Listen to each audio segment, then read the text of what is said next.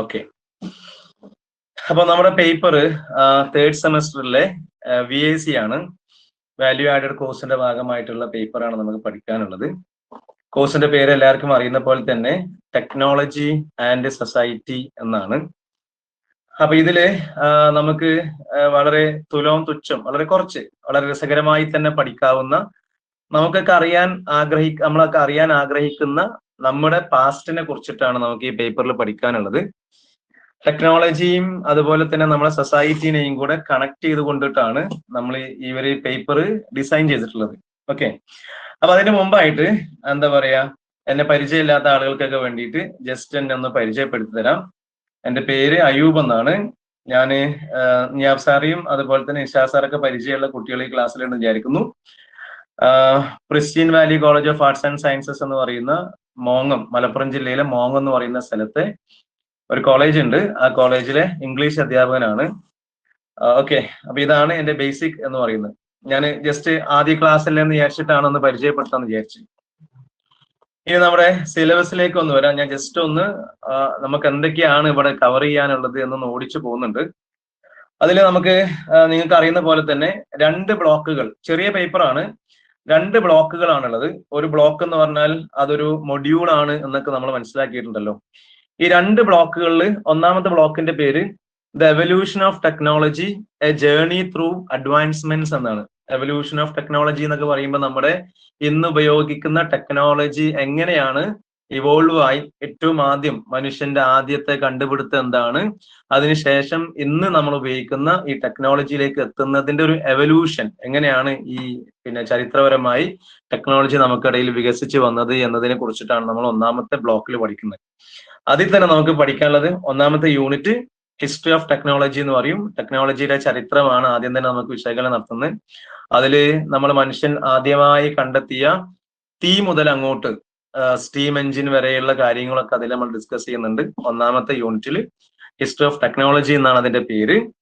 Then രണ്ടാമത്തെ യൂണിറ്റിന്റെ പേര് സയൻസ്, എഞ്ചിനീയറിംഗ് ആൻഡ് ടെക്നോളജി. നമ്മൾ ടെക്നോളജിയിലേക്ക് സയൻസിനും കൂടെ ഉൾക്കൊള്ളിക്കുന്നുണ്ട്.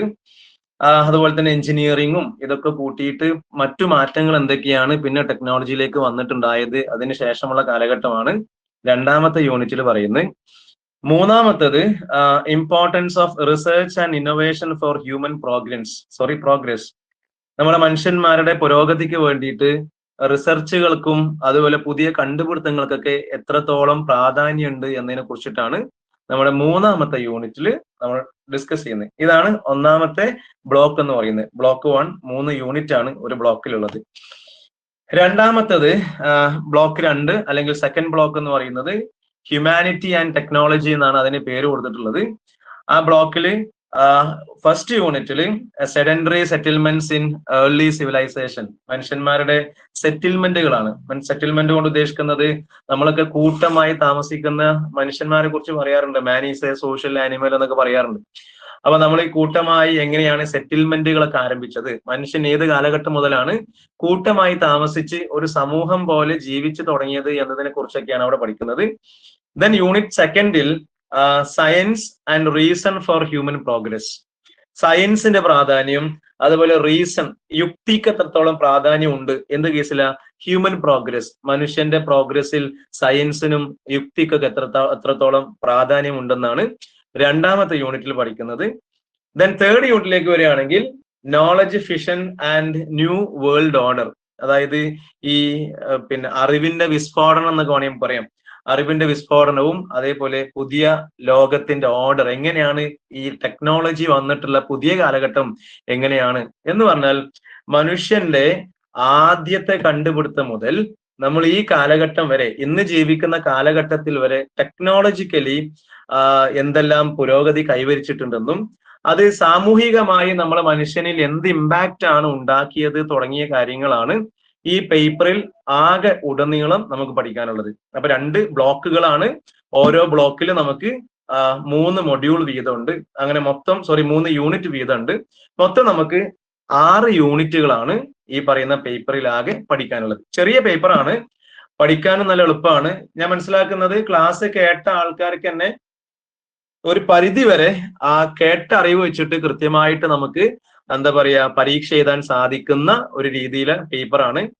അതിൽ നമുക്കിതിൽ ക്വസ്റ്റ്യൻ മോഡൽസ് കിട്ടിയിട്ടുണ്ട്. ആ ക്വസ്റ്റ്യൻ മോഡലിലെ ക്വസ്റ്റ്യൻസ് ഒക്കെ നോക്കിക്കഴിഞ്ഞാൽ ഒരു പരിധി വരെ നമുക്ക് ക്ലാസ് കേട്ട് ഓർമ്മ വെച്ച് തന്നെ നമുക്ക് എന്ത് ചെയ്യാൻ പറ്റും, പരീക്ഷ എഴുതാൻ സാധിക്കും എന്നാണ് മനസ്സിലാക്കുന്നത്. അപ്പൊ ഇങ്ങനെ 2 ബ്ലോക്കുകളുള്ള 6 യൂണിറ്റുകളുള്ള പേപ്പറാണ്. ഇതൊക്കെ ആദ്യം പറയുന്നത് എന്താണെന്ന് വെച്ചാൽ ശരിക്കും നമ്മൾ ഒരു പേപ്പർ, ഞാൻ പേപ്പർ കൊണ്ട് ഉദ്ദേശിക്കുന്ന നമ്മുടെ സബ്ജക്റ്റ് ആണ് കേട്ടോ.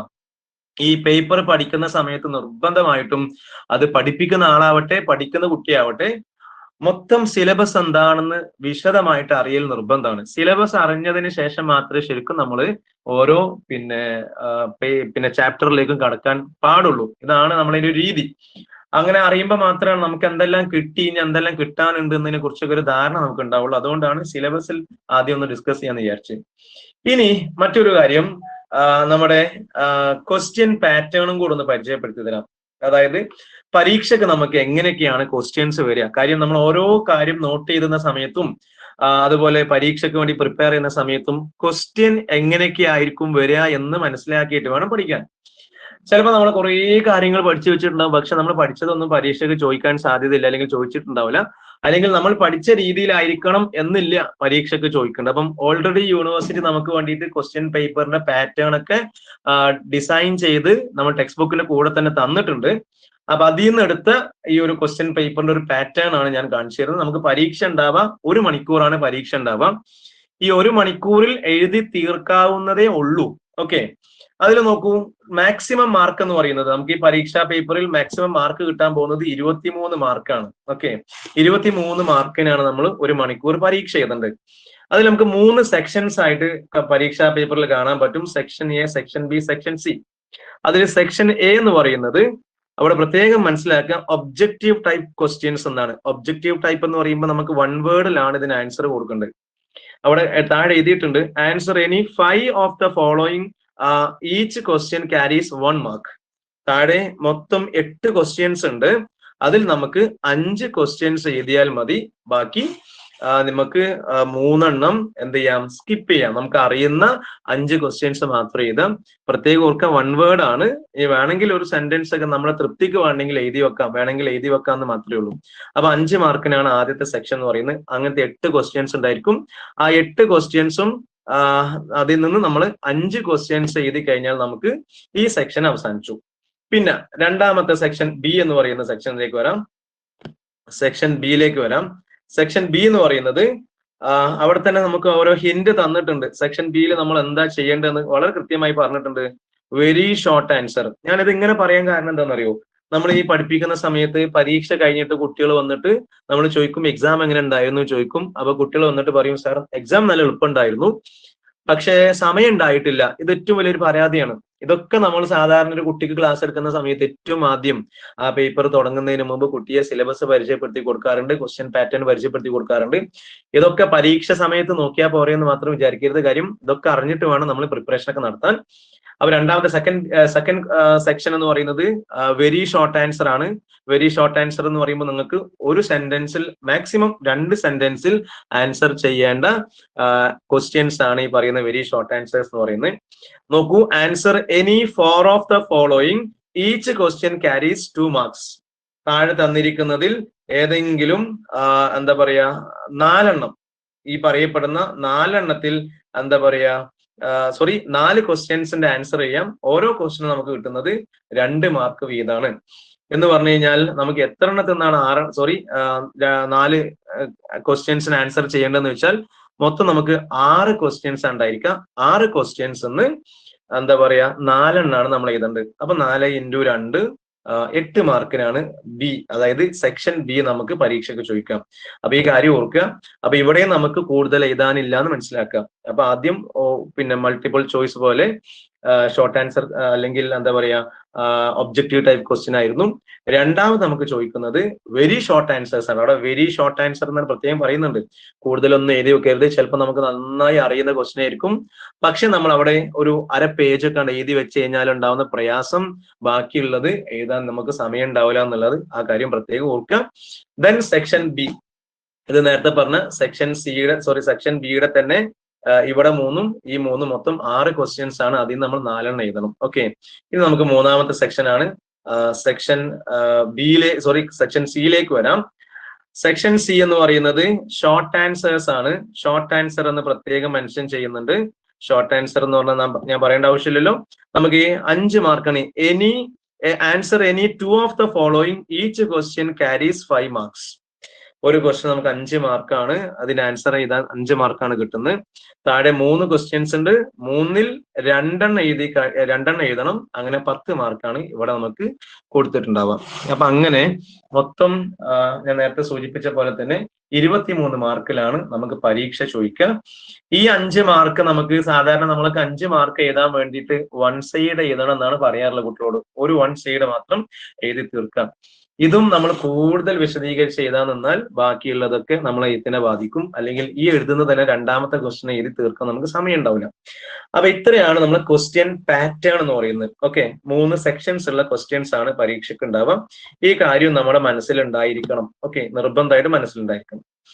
ഇനി നമ്മളെ വിഷയത്തിലേക്ക് വരാം. നമ്മുടെ വിഷയത്തിന്റെ പേര് ഞാൻ നേരത്തെ പറഞ്ഞു, science and technology, technology and society എന്നുള്ളതാണ് സബ്ജക്റ്റിന്റെ പേര്, നേരത്തെ സൂചിപ്പിച്ചിട്ടുണ്ടായിരുന്നു.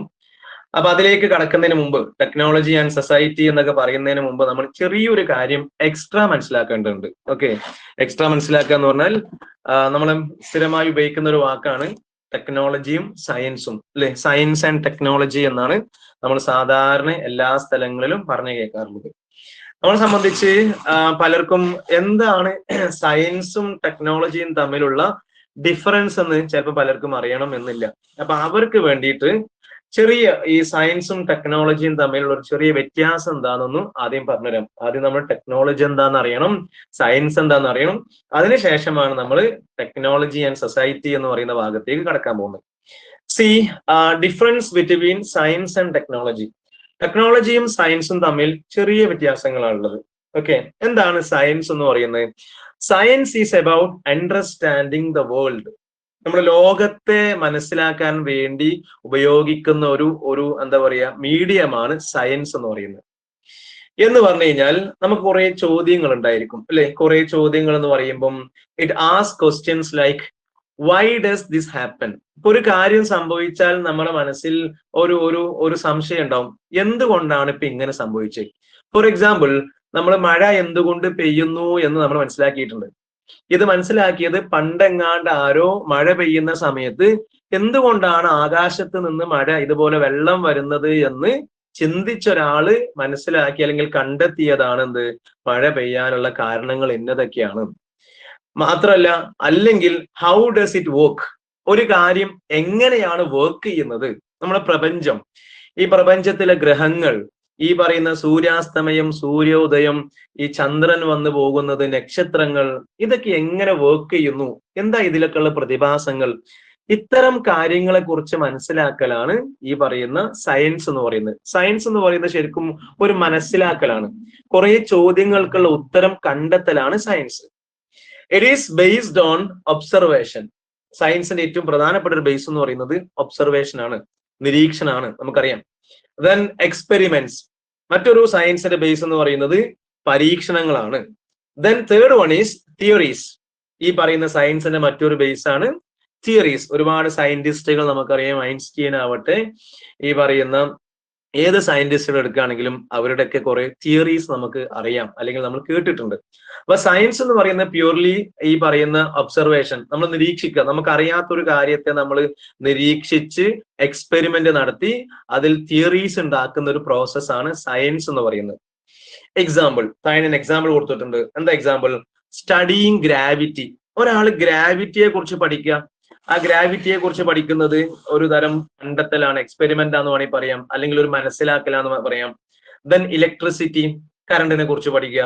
Or structure of an atom, അല്ലെങ്കിൽ ഒരു ആറ്റത്തിന്റെ സ്ട്രക്ചറിനെ കുറിച്ച് പഠിക്കുക. ഇങ്ങനെ നമ്മൾ ഒബ്സർവേഷനിലൂടെയും എക്സ്പെരിമെന്റിലൂടെയും തിയറീസിലൂടെയൊക്കെ ബേസ് ചെയ്തുകൊണ്ടുള്ള ഒരു മനസ്സിലാക്കലാണ് സയൻസ് എന്ന് പറയുന്നത്. അപ്പൊ നമുക്ക് എന്താണ് ഈ സയൻസിൽ നിന്നും ടെക്നോളജിക്ക് ഒരു വ്യത്യാസം ഉണ്ടാവേണ്ടതെന്ന് അറിയണ്ടേ? നോക്കൂ, ടെക്നോളജി എന്ന് പറയുമ്പം technology is about applying that knowledge to solve problems or make life easier. Science എന്ന് പറയുന്നത് കുറെ സാധനങ്ങൾ എന്ത് ചെയ്യുക, നമ്മൾ മനസ്സിലാക്കി വെക്കുക, കുറെ കാര്യങ്ങൾ ഒബ്സർവേഷനിലൂടെയും എക്സ്പെരിമെന്റിലൂടെയും തിയറീസിലൂടെ ഒക്കെ മനസ്സിലാക്കി വെക്കുന്ന അണ്ടർസ്റ്റാൻഡിംഗ് ആണ് സയൻസ്. ഈ മനസ്സിലാക്കി വെച്ച കാര്യങ്ങളെ അപ്ലൈ ചെയ്യുന്നതാണ് ടെക്നോളജി എന്ന് പറയുന്നത്. നമുക്ക് ഓൾറെഡി മനസ്സിലാക്കി വെച്ച കാര്യങ്ങളെ അപ്ലൈ ചെയ്യുന്ന ആ ഒരു സംവിധാനത്തിനെയാണ് നമ്മൾ ടെക്നോളജി എന്ന് പറയുന്നത്. നോക്കൂ, technology is about applying that knowledge. നമ്മൾ ഓൾറെഡി മനസ്സിലാക്കി വെച്ച ആ നോളജിനെ ഒന്ന് അപ്ലൈ ചെയ്യുന്നതാണ് ടെക്നോളജി എന്ന് പറയുന്നത്. എന്തിനാ? To solve problems. മനുഷ്യന്മാർക്ക് കുറെ പ്രശ്നങ്ങളുണ്ട് അല്ലേ, കുറെ പ്രശ്നങ്ങൾ. ഫോർ എക്സാമ്പിൾ, ഇപ്പൊ ഇവിടെ ഇരിക്കുന്ന ഒരാൾക്ക് പെട്ടെന്ന് ദൂരേക്ക് എത്തണമെങ്കിൽ, ഇപ്പൊ വിമാനം പോലത്തെ ഒരു സാധനം എക്സാമ്പിൾ, അപ്പൊ ഒരാള് മേലോക്ക് നോക്കുന്ന സമയത്ത് പക്ഷികൾ പറക്കുന്നത് കാണാം. അപ്പൊ ഒരാൾ ഇരുന്ന് ആലോചിക്കുകയാണ്, പക്ഷിയെ പോലെ പറക്കാൻ സാധിക്കുമെങ്കിൽ. അപ്പൊ ഇയാൾ കുറെ കാര്യങ്ങൾ പരീക്ഷണം നടത്തി നോക്കി. അങ്ങനെ കുറെ പരീക്ഷണങ്ങൾക്കൊടുവിൽ ആ പരീക്ഷണം വിജയിച്ചു. അങ്ങനെ നമുക്ക് നമ്മുടെ മേക്ക് ലൈഫ് ഈസിയർ, നമ്മുടെ ജീവിതം വളരെ എളുപ്പത്തിലാക്കാൻ വേണ്ടിയിട്ട് നമ്മൾ വിമാനം കണ്ടെത്തുന്നു. ഇങ്ങനെ ടെക്നോളജി എന്ന് പറയുന്നത് നമ്മൾ മനസ്സിലാക്കി വെച്ച ആ അറിവിനെ അപ്ലൈ ചെയ്യുക. അതിനെ അപ്ലൈ ചെയ്യുമ്പോൾ കിട്ടുന്ന റിസൾട്ടിനെയാണ് ടെക്നോളജി എന്ന് പറയുക. It ask questions like how can we use it. ഓരോ കാര്യങ്ങൾ നമുക്ക് എങ്ങനെ ഉപയോഗിക്കാം എന്നതിനെ കുറിച്ചിട്ടുള്ള ഉത്തരങ്ങളാണ് ടെക്നോളജിയിൽ കിട്ടുക. ഞാൻ നേരത്തെ പറഞ്ഞു, ഇപ്പം പെട്ടെന്ന് ഒരു സ്ഥലത്തേക്ക് എത്തണമെങ്കിൽ അതിനു വേണ്ടി, അല്ലെങ്കിൽ ദൂരെ ഇരിക്കുന്ന ഒരാളുമായി സംസാരിക്കാൻ കഴിഞ്ഞെങ്കിൽ എന്നൊരാൾ ചിന്തിക്കുന്നു. ആ ചിന്തിക്കുന്ന ആൾ അതിനെക്കുറിച്ച് കുറെ പഠനങ്ങൾ നടത്തുന്നു. ആ പഠനം നടത്തിയതിനു ശേഷം ഇങ്ങനെ ഒരു ടെലിഫോൺ അല്ലെങ്കിൽ മൊബൈൽ ഫോൺ അല്ലെങ്കിൽ നെറ്റ്വർക്ക് എന്ന് പറയുന്ന ഒരു സംവിധാനം കണ്ടെത്തുന്നു. ഇങ്ങനെ ഈ കണ്ടെത്തലുകളെയാണ് ടെക്നോളജി എന്ന് നമ്മൾ വിളിക്കുന്നത്. ഇറ്റ് ഈസ് ബേസ്ഡ് ഓൺ, ഈ ടെക്നോളജിയുടെ ബേസ് എന്ന് പറയുന്നത് ടൂൾസ് ആണ്, മെഷീൻസ് ആണ്, സിസ്റ്റംസ്, ദെൻ ഇൻവെൻഷൻസ്, കണ്ടെത്തലുകൾ, സിസ്റ്റമുകൾ, അതുപോലെ മെഷീനുകൾ, ടൂളുകൾ, ഇതൊക്കെയാണ് ടെക്നോളജിയുടെ ബേസ് എന്ന് പറയുന്നത്. എക്സാമ്പിൾ നോക്കൂ, using the knowledge of electricity, current അല്ലെങ്കിൽ നമ്മൾ ഇലക്ട്രിസിറ്റി എന്ന് പറയുന്ന ഈ ഇലക്ട്രിസിറ്റിയുടെ അറിവ് വെച്ചിട്ട്, ആ ഇലക്ട്രിക് പവർ എന്ന് പറയുന്നതിന്റെ ഒരു സയന്റിഫിക് സാധനം വെച്ചിട്ട് വി ഇൻവെന്റ് ലൈറ്റ് ബൾബ്സ്. നമ്മൾ ബൾബുകൾ കണ്ടെത്തുന്നു മനുഷ്യന് കൂടുതൽ ലൈഫ് ഈസി ആക്കാൻ വേണ്ടിയിട്ട്. മോട്ടോഴ്സ്, നമ്മൾ മോട്ടോറുകൾ കണ്ടെത്തുന്നു. ദെൻ അതുപോലെ തന്നെ നമ്മൾ കമ്പ്യൂട്ടറുകൾ കണ്ടെത്തുന്നു. ഇങ്ങനെ സയൻസിൽ മനസ്സിലാക്കിയ അറിവ് വെച്ചിട്ട് മനുഷ്യന് ഉപയോഗിക്കാൻ പാകത്തിന് നമ്മൾ എന്താ പറയാ, അതിനെ ഒരു ടെക്നിക്കലി അതിനൊരു ഡിവൈസ് ആക്കി, അല്ലെങ്കിൽ അതിന് മനുഷ്യന് എളുപ്പത്തിലാക്കാൻ വേണ്ടിയിട്ടുള്ള കാര്യങ്ങളിലേക്ക് മാറുമ്പോഴാണ് അതിനെ നമുക്ക് ടെക്നോളജി എന്ന് വിളിക്കാം. അപ്പം ഈ ഒരു വ്യത്യാസം നമ്മൾ എല്ലാവരും മനസ്സിലാക്കിയിരിക്കണം. സയൻസും ടെക്നോളജിയും തമ്മിൽ ചെറിയ വ്യത്യാസമുണ്ട്. സയൻസ് എന്ന് പറയുന്നത് അറിവാണ്.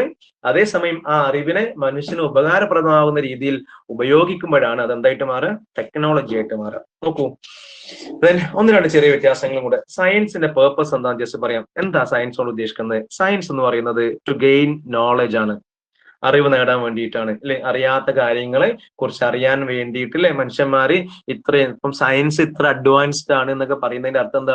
മനുഷ്യന്മാര് ലോകത്തുള്ള പ്രപഞ്ചത്തുള്ള കുറെ കാര്യങ്ങൾ അറിഞ്ഞു, ഇനിയും ഒരുപാട് കാര്യങ്ങൾ അറിയാനുണ്ട്. അപ്പം ഈ അറിവ് നേടലാണ്, ഇതുവരെ അറിയാത്തതായിട്ടുള്ള അറിവുകൾ നേടുന്നതാണ് സയൻസ് എന്ന് പറയുന്നത്. ടെക്നോളജി എന്ന് പറയുന്നത് ടു അപ്ലൈ നോളജ്, അറിഞ്ഞ അറിവിനെ അപ്ലൈ ചെയ്യുന്നതാണ് ടെക്നോളജി. ഇനി ഫോക്കസ് എന്താ? സയൻസിന്റെ ഫോക്കസ് എന്ന് പറയുന്നത് explains natural laws and phenomena. അതായത് പ്രകൃതിയിൽ കാണുന്ന നിയമങ്ങള്, പ്രകൃതിയിലെ പ്രതിഭാസങ്ങളൊക്കെ എക്സ്പ്ലെയിൻ ചെയ്തു കൊടുക്കുക. പ്രകൃതിയിലെ ഒരു പ്രതിഭാസമാണ് ഞാൻ നേരത്തെ പറഞ്ഞ പോലെ മഴ. ആ മഴയെ എന്തുകൊണ്ട് മഴ പെയ്യുന്നു എന്ന് എക്സ്പ്ലെയിൻ ചെയ്ത് കൊടുക്കുന്ന ഡ്യൂട്ടി സയൻസുകാർക്കുള്ളതാണ്. സയൻസ് ആണ് അത് ചെയ്യുക. ഈ മഴ എന്തുകൊണ്ട് മഴ പെയ്യുന്നു, നമ്മൾ നേരത്തെ ചെറിയ ക്ലാസ്സിലൊക്കെ പഠിച്ചിട്ടുണ്ട്. വെള്ളം നീരാവിയായി പോകുന്നു. ഇതൊക്കെ ഇവര് ഒബ്സർവ് ചെയ്ത് അതിന് വേണ്ട രീതിയിലുള്ള കാര്യങ്ങളൊക്കെ മനസ്സിലാക്കി വെച്ചിട്ട് അത് എക്സ്പ്ലെയിൻ ചെയ്തു തരിക. ഓക്കെ, ആ എക്സ്പ്ലെയിൻ ചെയ്തു തരുന്ന രീതിയാണ്. ഇപ്പോ നമ്മുടെ സ്റ്റീഫൻ ഹോക്കിങ്സിനെ കുറിച്ചൊക്കെ നിങ്ങൾ കേട്ടിട്ടുണ്ടാവും. സ്റ്റീഫൻ ഹോക്കിങ്സ് ഒക്കെ അദ്ദേഹത്തിന്റെ ഒരു പുസ്തകം, പ്രസിദ്ധമായ പുസ്തകമുണ്ട്, ദ ടൈം എന്ന് പറയുന്ന പുസ്തകം. അതിലൊക്കെ അദ്ദേഹം നല്ല രസകരമായ കുറെ ചോദ്യങ്ങൾ, അല്ലെങ്കിൽ കുറെ നമ്മുടെ ഉള്ളിലുണ്ടാവുന്ന കുറെ ചോദ്യങ്ങൾക്കുള്ള ആൻസറുകൾ അദ്ദേഹം അതിൽ കൊടുക്കുന്നുണ്ട്. അതില് എന്താ, പ്രപഞ്ചത്തിന് അറ്റമുണ്ടോ, പിന്നെ ഈ പറയുന്ന ബ്ലാക്ക് ഹോൾസിന്റെ ഉള്ളിൽ ശരിക്കും ഡാർക്ക് ആണോ, ഇങ്ങനെ തുടങ്ങിയിട്ടുള്ള രസകരമായ കുറെ ചോദ്യങ്ങൾക്ക് മൂപ്പര് മറുപടി കൊടുക്കുന്നുണ്ട്. സോ അങ്ങനെ നമുക്ക് സയൻസ് എന്ന് പറയുന്നത് നേച്ചർ, പ്രകൃതിയിൽ കാണുന്ന നിയമങ്ങളെയും പ്രതിഭാസങ്ങളെയും എന്താ പറയാ എക്സ്പ്ലെയിൻ ചെയ്തു തരുന്ന ഡ്യൂട്ടിയാണ് സയൻസിനെങ്കിൽ, ടെക്നോളജിയുടേത് ഈ പറയുന്ന ഈ നിയമങ്ങളും പ്രതിഭാസങ്ങളൊക്കെ വെച്ചിട്ട് ക്രിയേറ്റ് പ്രോഡക്ട്സ്, നമുക്ക് പ്രോഡക്റ്റുകൾ ഉണ്ടാക്കി തരാം, and solutions for human use, മനുഷ്യന്മാർക്ക് ഉപയോഗിക്കാൻ വേണ്ടി നമ്മുടെ പ്രശ്നങ്ങൾക്ക് പരിഹാരത്തിന് വേണ്ടിയിട്ടുള്ള കുറെ ഡിവൈസുകളും പ്രോഡക്ട്സുകളൊക്കെ ഉണ്ടാക്കി തരുന്നതാണ് ടെക്നോളജിയുടെ ഡ്യൂട്ടി എന്ന് പറയുന്നത്. Okay, then process. സയൻസിൽ എന്താ പ്രോസസ്സുകൾ നടക്കുന്നതെന്ന് ജസ്റ്റ് ഒന്ന് കാണിച്ചുതരാം. സയൻസിൽ ഒന്ന് ഞാൻ നേരത്തെ സൂചിപ്പിച്ചിട്ടുണ്ടായിരുന്നു, ഒന്ന് ഒബ്സർവേഷൻ ആണ്. സയൻസിൽ നിരീക്ഷണമാണ്. ഓരോ കാര്യങ്ങളും നടക്കുന്ന സമയത്ത് അതിനെ നിരീക്ഷിച്ച് അതിൽ നിന്നും കാര്യങ്ങൾ മനസ്സിലാക്കുക. അപ്പൊ ആദ്യം നമ്മൾ ഒബ്സർവ് ചെയ്യും, പിന്നെ നമ്മൾ അതിനെക്കുറിച്ച് റിസർച്ച് നടത്തും, അതിനെക്കുറിച്ച് കൂടുതൽ പഠനങ്ങൾ നടത്തും. ദെൻ എക്സ്പെരിമെന്റ്സ്, നമ്മൾ പിന്നെ കുറെ കാര്യങ്ങൾ അത് വെച്ചിട്ട് പരീക്ഷണങ്ങൾ നമ്മൾ നടത്തി നോക്കും. ദെൻ അതിനുശേഷം എന്താ പറയാ തിയറീസ്, നമ്മൾ അത് വെച്ചിട്ട് തിയറീസ് ഉണ്ടാക്കും. ഇപ്പൊ ഗ്രാവിറ്റി, ഇങ്ങനെ കുറെ സാധനങ്ങൾ അല്ലെ. നമ്മൾ ന്യൂട്ടന്റെ തലയിലേക്ക് ആപ്പിൾ വീണ സമയത്താണ് അദ്ദേഹം മനസ്സിലാക്കുന്നത്, അതൊരു ഒബ്സർവേഷൻ ആയിരുന്നു, എന്തുകൊണ്ട് താഴേക്ക് വീഴുന്നു ആപ്പിൾ, എന്തുകൊണ്ട് മേലേക്ക് പോകുന്നില്ല. അപ്പൊ അദ്ദേഹം മനസ്സിലാക്കി ഭൂമിയിലുള്ള വസ്തുക്കളെ താഴോട്ട് വലിക്കുന്നുണ്ട് എന്നുള്ള ഒരു കാര്യം മൂപ്പര് ഒബ്സർവ് ചെയ്ത് മനസ്സിലാക്കിയിട്ട് അതനുസരിച്ച് മൂപ്പര് ഒരു തിയറി ഉണ്ടാക്കി വെച്ചിട്ടുണ്ട്. ഇങ്ങനെ ഇതാണ് സയൻസിന്റെ ഒരു പ്രോസസ് എന്ന് പറയുന്നത്. ടെക്നോളജി ആണെങ്കിൽ എന്താ ചെയ്യുക, ടെക്നോളജി ആദ്യം ഡിസൈൻ ചെയ്യും അല്ലെ. ഇപ്പൊ ഒരു കാർ ഉണ്ടാക്കണമെങ്കിൽ ആ കാറ് നമ്മൾ ആദ്യം ഡിസൈൻ ചെയ്യും, ഇൻവെന്റ്, പുതിയ കാര്യങ്ങൾ അതിൽ ഓരോന്ന് കൂട്ടിച്ചേർക്കും, ബിൽഡിംഗ്, അത് നിർമ്മാണം നടക്കും, ആൻഡ് ഇംപ്രൂവിങ്. ഒരു കാർ ഉണ്ടാക്കി ആ കാറ് പരാജയമാണ്, അടുത്ത കാറ് ഇംപ്രൂവ് ചെയ്തിട്ട് പുതിയ വേർഷൻ. അങ്ങനെ ടെക്നോളജി എന്ന് പറയുന്നത് കൂടുതൽ പ്രോഡക്ട്സുകൾ നമ്മൾക്ക് സഹായിക്കുക എന്നുള്ളതാണ്. എക്സാമ്പിൾ പറയുന്നുണ്ട്, സയൻസ് ആണെങ്കിൽ Newton's law, chemistry of water, theory of evolution, പരിണാമ സിദ്ധാന്തങ്ങൾ, അതുപോലെ വാട്ടറിന്റെ കെമിസ്ട്രി എന്താണ്, ദെൻ ന്യൂട്ടന്റെ നിയമം, ഇതൊക്കെയാണ് സയൻസിൽ മനസ്സിലാക്കുന്നതെങ്കിൽ ടെക്നോളജിയിൽ ഞാൻ നേരത്തെ പറഞ്ഞു എയർപ്ലെയിൻസ്, മൊബൈൽ ഫോൺസ്, ഇന്റർനെറ്റ്, ഇങ്ങനെയുള്ള കാര്യങ്ങളൊക്കെയാണ് ടെക്നോളജിയിൽ ഉണ്ടാവും. ഇതൊന്നും പരീക്ഷയ്ക്ക് ചോദിക്കുന്ന കാര്യമല്ല. നമ്മൾ ടെക്നോളജി ആൻഡ് സൊസൈറ്റി എന്ന് പറയുന്ന പേപ്പറാണ് പഠിക്കാൻ പോകുന്നത്. ആ സമയത്ത് ഒരിക്കലും ടെക്നോളജിയെ സയൻസ് ആയിട്ടും സയൻസിനെ ടെക്നോളജി ആയിട്ടും നമ്മൾ ആരും വിചാരിക്കാൻ പാടില്ല എന്നുള്ളത് കൊണ്ട് മാത്രമാണ് ഇങ്ങനെ ഒരു ടോപ്പിക് ഞാനിവിടെ പ്രസന്റ് ചെയ്യുന്നത്. ഓക്കെ, ടെക്നോളജിയും സയൻസും തമ്മിലുള്ള ചെറിയ വ്യത്യാസങ്ങൾ നമ്മൾ അറിഞ്ഞിരിക്കണം. ഓക്കെ, ഇനി നമ്മൾ നേരെ ഒന്നാമത്തെ ബ്ലോക്കിലേക്ക് വരാം. ഞാൻ നേരത്തെ സൂചിപ്പിച്ചിട്ടുണ്ടായിരുന്നു, ഒന്നാമത്തെ ബ്ലോക്ക് എന്ന് പറയുന്നത് ദ എവല്യൂഷൻ ഓഫ് ടെക്നോളജി എന്നുള്ള ബ്ലോക്കാണ് നമുക്ക് പഠിക്കാനുള്ളത്. Evolution of technology, A journey through advancement, ഇതാണ് നമ്മുടെ ഒന്നാമത്തെ ബ്ലോക്കിന്റെ പേര്. ഇവിടെ നമ്മുടെ ടെക്സ്റ്റ് ബുക്കിൽ ഒന്നാമത്തെ ബ്ലോക്കിന് ഒരു ഇൻട്രൊഡക്ഷൻ കൊടുക്കുന്നുണ്ട്. ആ ബ്ലോക്കിൽ, അതായത് ബ്ലോക്ക് 1-ൽ യൂണിറ്റ് 1-ൽ എന്തൊക്കെയാണ് നമ്മൾ പഠിക്കുന്നതെന്ന് കൃത്യമായിട്ട് നമുക്ക് പറഞ്ഞിരുന്നുണ്ട്. ആദ്യം തന്നെ ഒരു ചെറിയൊരു ചിത്രം പറയുന്നുണ്ട്. ആ ഒരു ഇൻട്രൊഡക്ഷൻ മാത്രമാണ് ഞാനിപ്പോ ഇവിടെ കാണിക്കുന്നത്. ബ്ലോക്ക് 1-ൽ യൂണിറ്റ് 1 ഹിസ്റ്ററി ഓഫ് ടെക്നോളജി. ഞാൻ നേരത്തെ പറഞ്ഞു, ടെക്നോളജി എന്ന് പറയുമ്പം മനുഷ്യന് ഉപകാരപ്രദമാകുന്ന സാധനങ്ങളെ കണ്ടെത്തണം അല്ലെ, അതാണ് ടെക്നോളജി എന്ന് പറയുന്നത്. അപ്പോ ഈ പറയുന്ന ടെക്നോളജിയുടെ ചരിത്രം എന്താണ് എന്നാണ് ആദ്യത്തെ നമ്മുടെ യൂണിറ്റിൽ പഠിക്കാൻ പോകുന്നത്. എന്ന് മുതലാണ് മനുഷ്യൻ ഇത്തരത്തിലുള്ള ടെക്നോളജി ഉപയോഗിച്ച് തുടങ്ങിയത്? മനുഷ്യന്റെ ഏറ്റവും ആദ്യത്തെ കണ്ടുപിടുത്തം എന്തായിരുന്നു? അതിനുശേഷം എന്താണ് മനുഷ്യൻ കണ്ടെത്തിയത്? അതിനുശേഷം എന്ത്? അങ്ങനെ ഓരോന്ന് വന്ന് ഇന്ന് നമ്മൾ കാണുന്ന രീതിയിലേക്ക് നമ്മൾ എങ്ങനെയാണ് മാറിയത് എന്നതിലേക്ക് നമ്മൾ എത്തും. അതിൽ ഏറ്റവും ആദ്യത്തെ യൂണിറ്റ് എന്ന് പറയുന്നത് ടെക്നോളജിയുടെ ചരിത്രമാണ്. ഏറ്റവും പ്രാരംഭഘട്ടത്തിൽ ടെക്നോളജി എങ്ങനെയായിരുന്നു എന്നതിനെ കുറിച്ച് മാത്രമാണ് ഒന്നാമത്തെ യൂണിറ്റിൽ നമുക്ക് സംസാരിക്കാനുള്ളത്. പിന്നെ നിങ്ങളും കൂടെ മനസ്സിലാക്കാൻ വേണ്ടിയിട്ടാണ് ലേണിംഗ് ഔട്ട്കം എന്ന് പറയുന്ന ഒരു ഭാഗമുണ്ട്. ഇത് നമ്മൾ എല്ലാവരും മനസ്സിലാക്കണം.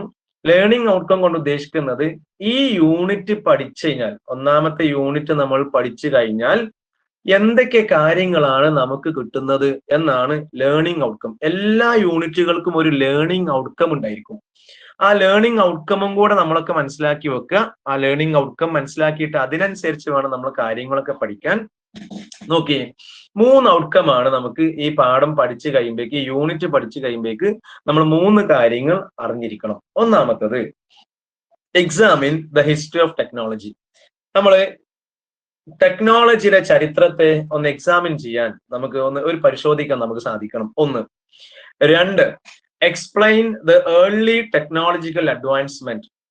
ആ പഴയ കാലത്ത്, പൂർവ്വകാലത്ത് അല്ലെങ്കിൽ ഏറ്റവും പുരാതന കാലത്ത് ഉണ്ടായിരുന്ന ടെക്നോളജിക്കൽ അഡ്വാൻസ്മെന്റ്, പുരോഗതി എന്തൊക്കെയായിരുന്നു എന്ന് നമ്മൾ ഈ പാഠം പഠിച്ചു കഴിയുമ്പോഴേക്ക് മനസ്സിലാക്കണം.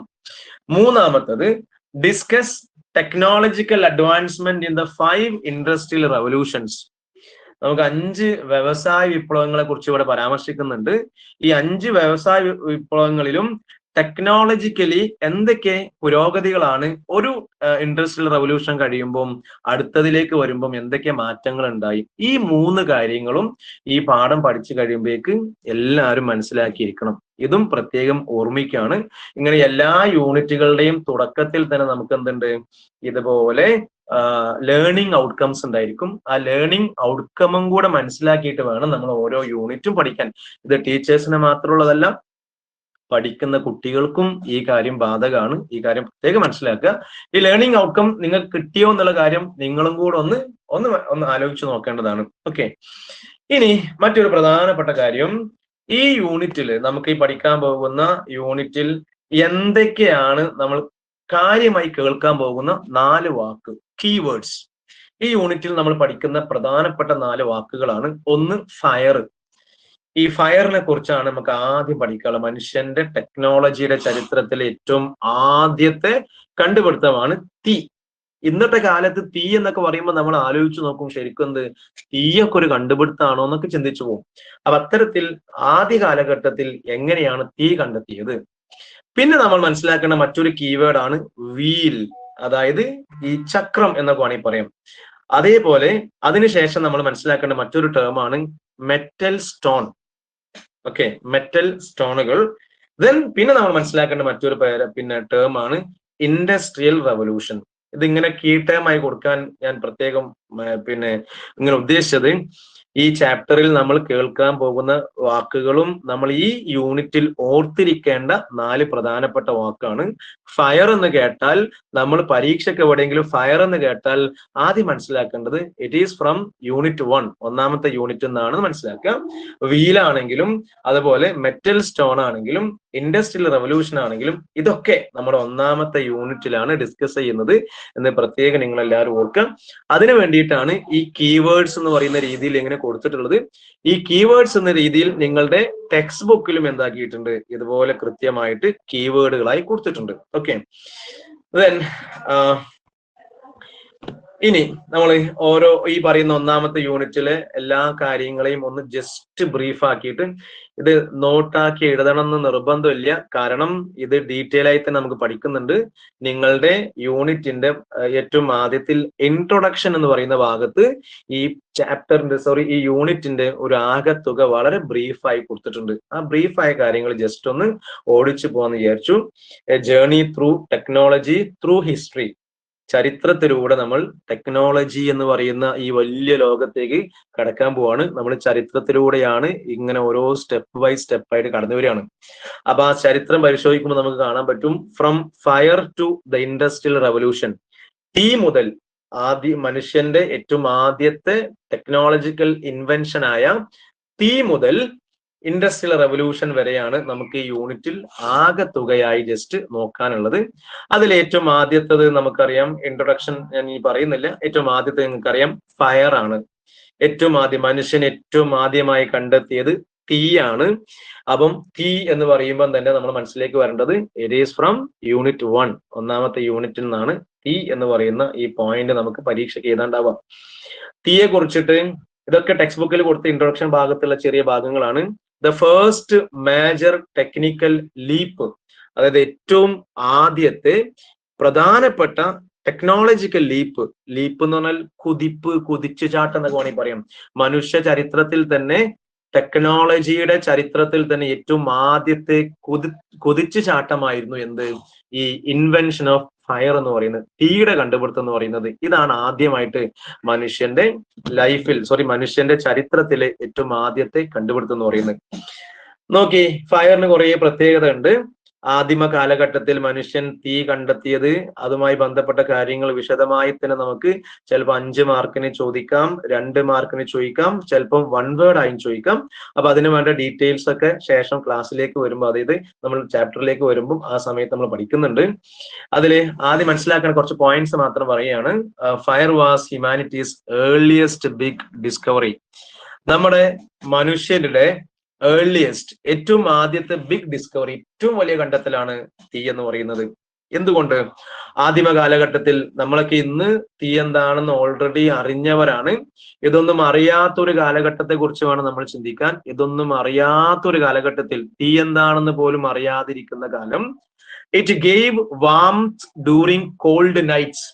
ഈ തീയാണ് ഗേവ് വാംത്, നല്ല ചൂട് കൊടുത്തിട്ടുണ്ടായിരുന്നു മനുഷ്യന്മാർക്ക് ഡ്യൂറിങ് കോൾഡ് നൈറ്റ്സ്. നല്ല തണുപ്പുള്ള രാത്രികളിൽ ചൂട് കൊടുക്കാൻ മനുഷ്യനെ സഹായിച്ചത് തീയാണ്. മാത്രമല്ല, provided protection from wild animals. ഈ വന്യമൃഗങ്ങൾ വരുന്ന സമയത്ത് ഇറ്റ് പ്രൊവൈഡഡ് പ്രൊട്ടക്ഷൻ, നല്ല പ്രൊട്ടക്ഷനുകൾ, നല്ല സംരക്ഷണം കൊടുത്തിട്ടുണ്ടായിരുന്നത് തീയായിരുന്നു. ഇവര് ഗുഹക്ക് മുമ്പിലൊക്കെ ഈ തീപ്പന്തം കൊളുത്തി വെച്ചിട്ട് ആ തീപ്പന്തം കണ്ട് വന്യമൃഗങ്ങൾ പേടിച്ച് അങ്ങോട്ട് വരാണ്ടിരിക്കുന്ന ഒരു സിറ്റുവേഷനിലേക്ക് തീയെ എത്തിക്കാൻ അവർക്ക് സാധിച്ചിരുന്നു. മാത്രമല്ല, അലൗഡ് ഹ്യൂമൻസ്, നമ്മൾ മനുഷ്യന്മാരെ ഈ തീ അനുവദിക്കുമായിരുന്നു. എന്തിന്? To cook food. മാത്രമല്ല, make it easier to eat and digest. ഭക്ഷണം നല്ല എളുപ്പത്തിൽ കഴിക്കാനും അതുപോലെ പെട്ടെന്ന് ദഹിക്കാനൊക്കെ സാധിക്കുന്ന രീതിയിൽ ഭക്ഷണം പാചകം ചെയ്യും. ഇത് ഇപ്പം കേൾക്കുമ്പോൾ ഇതൊക്കെ വലിയ സംഭവമാണോ എന്ന് നമുക്ക് തോന്നും. പക്ഷെ അന്നത്തെ കാലത്ത്, ആദ്യമായിട്ട് തീയില്ലാത്തൊരു കാലത്ത് തീ കണ്ടെത്തുന്ന സമയം ഇത് വലിയൊരു സംഭവം തന്നെയാണ്. അതുകൊണ്ടാണ് ഇതിനെ ഏറ്റവും ആദ്യത്തെ മേജറായ പ്രധാനപ്പെട്ട ടെക്നോളജിക്കൽ ലീപ്പ് എന്ന് വിളിക്കാൻ കാര്യം. മാത്രമല്ല, ഈ തീക്ക് അന്നൊരു മറ്റൊരു പ്രത്യേകത ഉണ്ടായിരുന്നു. Fire became a central point of gatherings. Gather ചെയ്യാന്ന് പറഞ്ഞാൽ ആളുകൾ കൂടുക, ഇതുപോലെ കൂടിച്ചേരുക. Fire became a central point for gatherings. ഈ ആളുകൾക്ക് കൂട്ടം കൂടാൻ വേണ്ടിയുള്ള ഒരു സെൻട്രൽ പോയിന്റ്, ഒരു ഏറ്റവും പ്രധാനപ്പെട്ട ഒരു പോയിന്റ് ആയിരുന്നു തീ. അപ്പൊ ആളുകൾ കൂടുന്നിടത്തേക്ക് എന്തുണ്ടാകുമായിരുന്നു? ഒരു തീ പന്തം അല്ലെങ്കിൽ ഇതുപോലെ തീ കൊളുത്തി വെക്കുമായിരുന്നു ആളുകൾക്ക് കൂടാൻ വേണ്ടിയിട്ട്. അപ്പൊ നോക്കിയേ, ഈ തീയുടെ കണ്ടെത്തൽ പതുക്കെ എന്തിലേക്ക് പോകുന്നുണ്ടെന്ന് അറിയോ? ആളുകളെ കൂടാൻ സഹായിക്കുക എന്ന് പറയുമ്പം അവിടെ ഒരു സാമൂഹികമായ ഒരു കാര്യം കൂടെ സംഭവിക്കുന്നുണ്ട്. അതായത് ആളുകൾ തീയുടെ കണ്ടെത്തലോടുകൂടി പതുക്കെ എന്ത് ചെയ്യാൻ തുടങ്ങി? സാമൂഹികമായി ജീവിക്കുന്നതിലേക്ക് തുടക്കം കുറിച്ചു. അതാണ് ഈ ടെക്നോളജി ആൻഡ് സൊസൈറ്റി കൊണ്ട് ഉദ്ദേശിക്കുന്നത്. അതായത് തീ കണ്ടെത്തിയോടുകൂടി മനുഷ്യന്മാരൊക്കെ സാമൂഹിക ചുറ്റുപാടിൽ ജീവിക്കുക എന്ന് പറയുമ്പം ആളുകൾ കൂട്ടം കൂടാൻ തുടങ്ങി. പിന്നെ ആളുകൾ കൂട്ടം കൂടി പല രീതിയിൽ സംസാരിക്കാനും അവരുടെ കാര്യങ്ങൾ ചർച്ച ചെയ്യാനൊക്കെ തീ ഒരു കാരണമായി എന്നാണ് പറയുന്നത്. This marked an important shift. ഇതൊരു വലിയ ഒരു ഷിഫ്റ്റ് ആണ്, ഒരു മാറ്റമാണ്. എന്തെന്നാ? In survival and social development. ആളുകൾക്ക് സർവൈവ് ചെയ്യാൻ, അതിജീവിക്കാൻ, വന്യമൃഗങ്ങളിൽ നിന്നും മറ്റു അപകടങ്ങളിൽ നിന്നും അതിജീവിക്കാനും, സോഷ്യൽ ഡെവലപ്മെന്റ്, സാമൂഹികമായ വലിയ ഡെവലപ്മെന്റിലേക്ക് എത്താൻ, സാമൂഹിക ഡെവലപ്മെന്റ്, ഒറ്റയ്ക്കൊറ്റയ്ക്ക് ഗുഹകളിൽ താമസിച്ചിരുന്ന മനുഷ്യന്മാര് കൂട്ടമായി ജീവിക്കുന്നതിലേക്ക് എത്തിക്കാനും നമ്മുടെ തീക്ക് സാധിച്ചിട്ടുണ്ട് എന്ന് ചുരുക്കം. അപ്പൊ ഇതാണ് തീയുടെ കാര്യം. ദെൻ രണ്ടാമത്തത്, തീക്ക് ശേഷം നമ്മൾ മനസ്സിലാക്കേണ്ട മറ്റൊരു പ്രധാനപ്പെട്ട ഇൻവെൻഷൻ ആണ് വീല്, നമ്മുടെ ചക്രം എന്ന് വേണമെങ്കിൽ പറയാം. ഏകദേശം 3500 BC-യിലാണ് ചക്രം കണ്ടെത്തുന്നത്. BC എന്ന് നിങ്ങൾക്ക് അറിയാലോ, ബിഫോർ ക്രൈസ്റ്റ് എന്ന് പറയാം. പുതിയ കാലഘട്ടത്തിൽ ബിഫോർ കോമൺ എറ എന്നൊക്കെ വിളിക്കാറുണ്ട്. നമ്മൾ ഇന്ന് 2025 നിൽക്കുന്നെങ്കിൽ ഈ 1 എന്ന് പറയുന്ന ഒരു വർഷം ഉണ്ടായിരിക്കുമല്ലോ. 2025 1 എന്ന് പറയുന്ന വർഷത്തിന്റെ ബാക്കോട്ട് 3500 വർഷം സഞ്ചരിക്കുന്ന ആ കാലഘട്ടത്തിലാണ് വീല്, നമ്മൾ ചക്രം കണ്ടെത്തിയിട്ടുള്ളത്. നോക്കൂ, the wheel was one of the greatest invention in history. ചരിത്രത്തിൽ തന്നെ ഏറ്റവും പ്രധാനപ്പെട്ട, തീയെ പോലെ തന്നെ മറ്റൊരു പ്രധാനപ്പെട്ട ഇൻവെൻഷൻ ആണ്, കണ്ടെത്തലാണ് ഈ പറയുന്ന വീൽ എന്ന് പറയുന്നത്. വീലിലൂടെ ഉണ്ടാക്കിയ കുറെ മാറ്റങ്ങൾ പറയാം. ഒന്ന്, ഇറ്റ് റെവല്യൂഷനൈസ്ഡ് ട്രാൻസ്പോർട്ടേഷൻ. അതായത് വളരെ വിപ്ലവകരമായ ഒരു മാറ്റം എന്തിനുണ്ടാക്കാൻ സാധിച്ചിട്ടുണ്ട്? ട്രാൻസ്പോർട്ടേഷൻ, നമ്മുടെ ഈ പറയുന്ന ഗതാഗതത്തിലും ആൻഡ് ട്രേഡ്, കച്ചവടത്തിലും വലിയ രീതിയിലൊരു മാറ്റം നമ്മുടെ ചക്രത്തിന് ഉണ്ടാക്കാൻ സാധിച്ചിട്ടുണ്ട്.